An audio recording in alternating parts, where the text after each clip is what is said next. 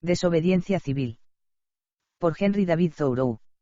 Creo de todo corazón en el lema "el mejor gobierno es el que tiene que gobernar menos", y me gustaría verlo hacerse efectivo más rápida y sistemáticamente. Bien llevado, finalmente resulta en algo en lo que también creo: el mejor gobierno es el que no tiene que gobernar en absoluto. Y cuando los pueblos estén preparados para ello, ese será el tipo de gobierno que tengan. En el mejor de los casos, el gobierno no es más que una conveniencia, pero en su mayoría los gobiernos son inconvenientes y todos han resultado serlo en algún momento.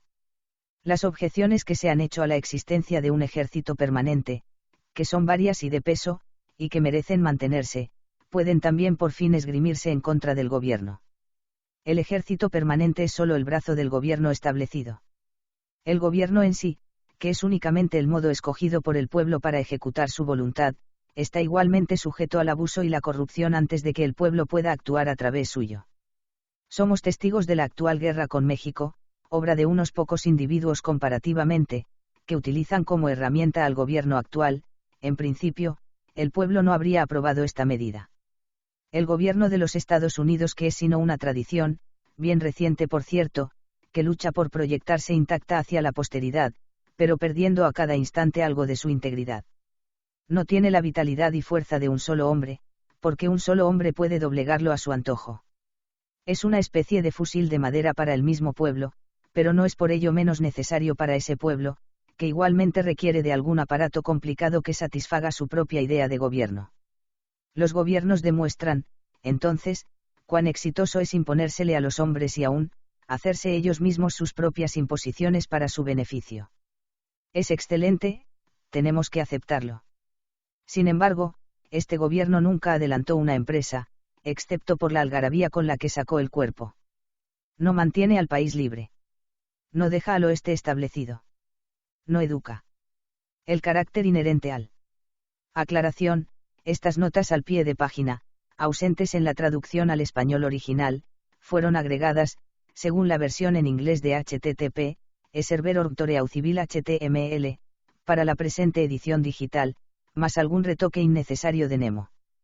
El mejor gobierno es aquel que gobierna menos, consigna de la revista United States Magazine and Democratic Review. Igual concepto puede verse en Politics de R.W. Emerson: cuanto menor el gobierno, mejor. Guerra entre Estados Unidos y México. Los abolicionistas la consideraban un intento de extender la esclavitud hacia territorio mexicano. Pueblo americano es el responsable de todo lo que se ha logrado, y hubiera hecho mucho más si el gobierno no le hubiera puesto zancadilla, como ha ocurrido tantas veces. Porque el gobierno es una estratagema por la cual los hombres intentan dejarse en paz los unos a los otros y llega al máximo de conveniencia cuando los gobernados son dejados en paz. Si el mercado y el comercio no estuvieran hechos de caucho, jamás lograrían salvar los obstáculos que los legisladores les atraviesan en forma sistemática. Y si uno fuera a juzgar a esos señores solo por el efecto de sus acciones, y no en parte por sus intenciones, merecerían ser castigados como a los malhechores que atraviesan troncos sobre los rieles del ferrocarril. Pero, para hablar en forma práctica y como ciudadano, a diferencia de aquellos que se llaman antigobiernistas, yo pido, no como antigobiernista sino como ciudadano, y de inmediato, un mejor gobierno. Permítasele a cada individuo dar a conocer el tipo de gobierno que lo impulsaría a respetarlo, y eso ya sería un paso ganado para obtener ese respeto. Después de todo, la razón práctica por la cual, una vez que el poder está en manos del pueblo, se le permite a una mayoría, y por un periodo largo de tiempo, regir, no es porque esa mayoría esté tal vez en lo correcto, ni porque le parezca justo a la minoría, sino porque físicamente son los más fuertes. Pero un gobierno en el que la mayoría rige en todos los casos no se puede basar en la justicia, aun en cuanto ésta es entendida por los hombres. No puede haber un gobierno en el que las mayorías no decidan de manera virtual lo correcto y lo incorrecto sino a conciencia, en el que las mayorías decidan solo los problemas para los cuales la regulación de la conveniencia sea aplicable. Tiene el ciudadano en algún momento, o en últimas, que entregarle su conciencia al legislador. ¿Para qué entonces la conciencia individual? Creo que antes que súbditos tenemos que ser hombres.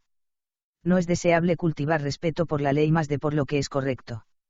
La única obligación a la que tengo derecho de asumir es a la de hacer siempre lo que creo correcto. Se dice muchas veces, y es cierto, que una corporación no tiene conciencia, pero una corporación de personas conscientes es una corporación con conciencia. La ley nunca hizo al hombre un ápice más justo, y a causa del respeto por ella, aún el hombre bien dispuesto se convierte a diario en el agente de la injusticia.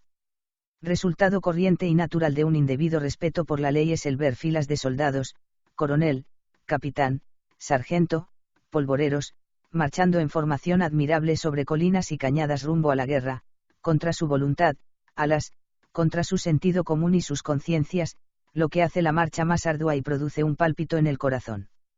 No les cabe duda de que la tarea por cumplir es infame, todos están inclinados hacia la paz. Pero, ¿qué son? ¿Son hombres acaso? ¿O pequeños fuertes y polvorines al servicio de algún inescrupuloso que detenta el poder?